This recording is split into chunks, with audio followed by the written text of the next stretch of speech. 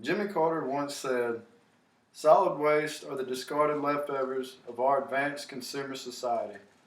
This growing mountain of garbage and trash represents not only an attitude of indifference toward valuable natural resources, but also a serious economic and public health problem. There are over 7 billion people living on our planet today. With that amount of individuals, it is easy to see the effects that we've had on our planet in such a relatively short amount of time.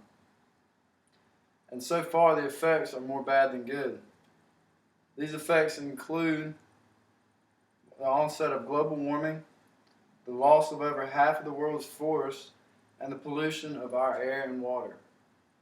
Today, I will discuss these effects that we've had on our planet and why you should become aware and begin to conserve and recycle in order to make our planet a better place. The first issue, which many of you have heard of, is global warming. Global warming is the increase in the overall temperature of the Earth's atmosphere due to a rise in carbon dioxide levels, along with other pollutants. The buildup of CO2 traps the heat inside the Earth's atmosphere, causing the temperature to rise. According to the Natural Resources Defense Council, coal-burning power plants lead the way in causing global warming by producing over 2.5 billion tons of CO2 pollution every year. Second is the cars that we drive. They produce over 1.5 billion tons of CO2 each year. The NRDC does give some solutions to the problem, though. The NRDC reports that there are new technologies allowing cars to use more efficient forms of energy and give off less pollutants as exhaust.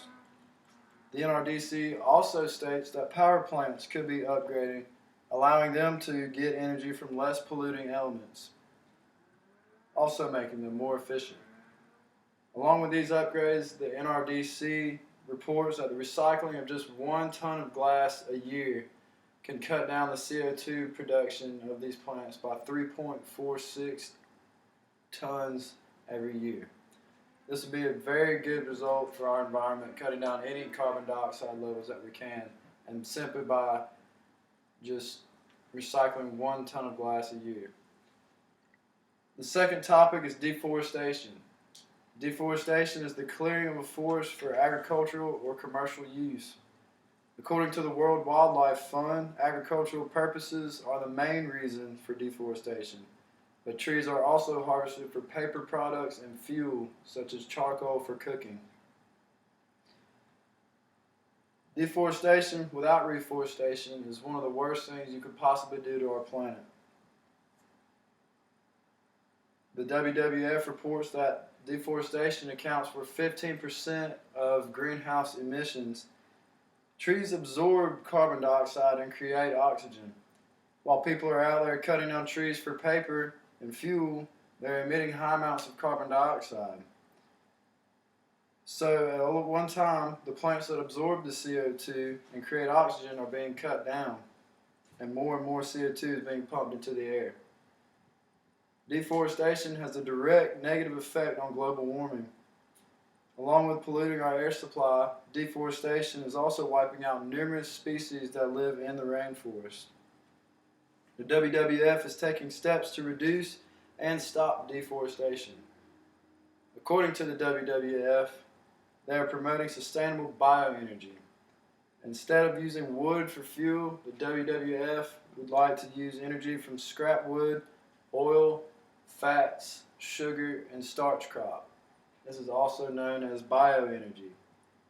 Along with these alternative fuels, if we all start recycling our paper products and using less tree-based products, we could have a massive impact on the amount of emissions from deforestation. The third topic I'd like to talk about is our water. One might think that we protect our water, one of the most important elements on Earth. But according to the St. Johns River Water Management District, it's just the opposite. The management district reports that homes and businesses have been dumping sewage into the waterways for years. Along with the deliberate dumping of sewage water into our waterways, St. John's reports that stormwater runoff carries fertilizers and pesticides from farms, creating more negative effects on our waterways. Some solutions have been created for these problems, though. In order to stop untreated sewage from flowing into our waterways, treatment plants must be established to clean our water so we're able to reuse it. Also, farmers have been given controlled release fertilizers and also taught how to reuse water in areas where citrus grows. That way they can reuse it for irrigation and anti-freezing purposes. Like all things, in order to make sure our waterways stay clean, we must all come together as a group and make a difference. Not one person can do this on their own. It only works when everyone is on the same page and we can all get something done.